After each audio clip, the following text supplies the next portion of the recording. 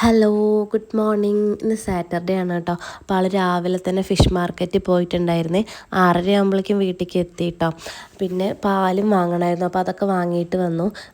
ആൾ വീടെത്തുമ്പോഴേക്കും കുട്ടികളും എണീറ്റു കേട്ടോ, ഉറങ്ങി എണീറ്റു. അപ്പോൾ അവർക്ക് ചോക്കോസ് വേണം പറഞ്ഞിട്ട് ചോക്കോസ് പാലിലിട്ട് കൊടുക്കുന്നുണ്ട് കേട്ടോ.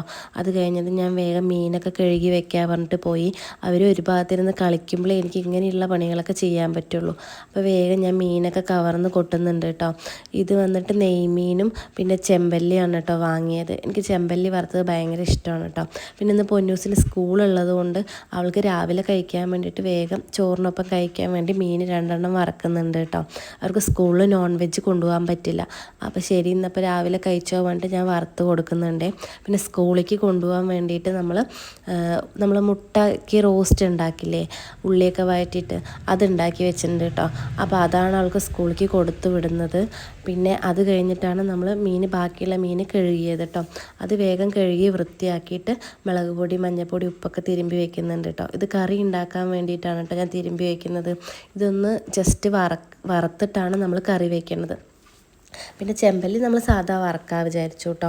പിന്നെ വേഗം കുളിച്ച് വന്നിട്ട് തേയ്പ്പൂയ ആയിരുന്നില്ലേ, അതിൻ്റെ പ്രസാദം എൻ്റെ അച്ഛൻ കൊണ്ടുവന്നിട്ടുണ്ടായിരുന്നു കേട്ടോ. അപ്പോൾ അതൊക്കെ ഞാൻ കഴിക്കുന്നുണ്ട്. പിന്നെ ഭക്ഷണമൊക്കെ കഴിച്ച് കഴിഞ്ഞിട്ടാണ് ഉച്ചയ്ക്കുള്ള കറി വയ്ക്കാൻ നിന്നത് കേട്ടോ. ആദ്യം നമ്മൾ എണ്ണയിൽ ഉലുവയിട്ട് അതിന് ശേഷം ചെറിയുള്ളി, വെളുത്തുള്ളി, ഇഞ്ചി, പച്ചമുളക്, തക്കാളി ഇതെല്ലാം ഇട്ട് നന്നായി വഴറ്റി ബ്രൗൺ നിറാവണം കേട്ടോ. ഒരുപാട് ബ്രൗൺ ആവണ്ട, എന്നാലും എണ്ണ തെളിയുന്ന വരെ വഴറ്റിയിട്ട് വേണം മുളക് പൊടി, മല്ലിപ്പൊടി, മഞ്ഞൾപ്പൊടിയൊക്കെ ഇടാൻ കേട്ടോ. മല്ലിപ്പൊടി കുറച്ചിട്ടാൽ മതി, മുളക് പൊടി എരിവിനനുസരിച്ച് ഇടണം കേട്ടോ. ഞാൻ 3-4 സ്പൂണോളം ഇട്ടിട്ടുണ്ട്, ചെറിയ സ്പൂണാണ് കേട്ടോ. പിന്നെ അതിന് ശേഷം കുടംപുളി ഇട്ട് വെക്കാൻ വിചാരിച്ചിട്ട് കുടംപുളി ഞാൻ നേരത്തെ വെള്ളത്തിലിട്ട് വെച്ചിട്ടുണ്ടായിരുന്നു, അപ്പോൾ അതും ഒഴിച്ചു കേട്ടോ. അത് നന്നായി തിളച്ച് എണ്ണ മുകളിലേക്ക് തെളിഞ്ഞ് വന്ന് ആ പച്ചമണമൊക്കെ മാറിയതിന് ശേഷം തേങ്ങ അരച്ചൊഴിക്കുന്നുണ്ട്. തേങ്ങ ഒഴിച്ചൊരു തിള വന്നത് ഞാൻ വേഗം മീനിടുന്നുണ്ട് കേട്ടോ. മീനിട്ടിട്ട് അത് സെറ്റാവുമല്ലോ, അത് വെന്തൂന്ന് നമുക്ക് മനസ്സിലാവുന്ന സമയത്ത് പച്ച വെളിച്ചെണ്ണ ഒഴിക്കണമെങ്കിൽ ഒഴിക്കാം. ഞാൻ ഒഴിച്ചില്ല കേട്ടോ. കുറച്ച് കറിവേപ്പിലയൊക്കെ ഇട്ടിട്ട് അങ്ങനെ ഇറക്കി വെക്കുകയാണ് ചെയ്തത്. കറി എങ്ങനെയുണ്ടെന്ന് നിങ്ങൾക്ക് തോന്നുന്നു, അഭിപ്രായം പറയണം കേട്ടോ.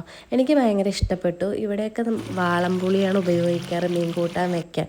കുടംപുളി അധികം ഉപയോഗിക്കാറില്ല, അതുകൊണ്ട് കുട്ടികൾക്ക് അത്ര ഇഷ്ടപ്പെട്ടില്ല, ആൾക്കും. പക്ഷേ എനിക്ക് നല്ല ഇഷ്ടപ്പെട്ടു കേട്ടോ ഗൈസ്. അത് കഴിഞ്ഞ് ഞങ്ങൾ മീനൊക്കെ വറുത്തിട്ടാണ് ചോറുണ്ടത് കേട്ടോ. അപ്പോൾ നിങ്ങൾക്ക് എൻ്റെ വീഡിയോ ഇഷ്ടപ്പെട്ടിട്ടുണ്ടെങ്കിൽ ലൈക്ക് ചെയ്യണം, സബ്സ്ക്രൈബ് ചെയ്യണം. അപ്പോൾ അടുത്ത വീഡിയോയിൽ കാണാം. അതുവരെ ടാറ്റാ ബൈ.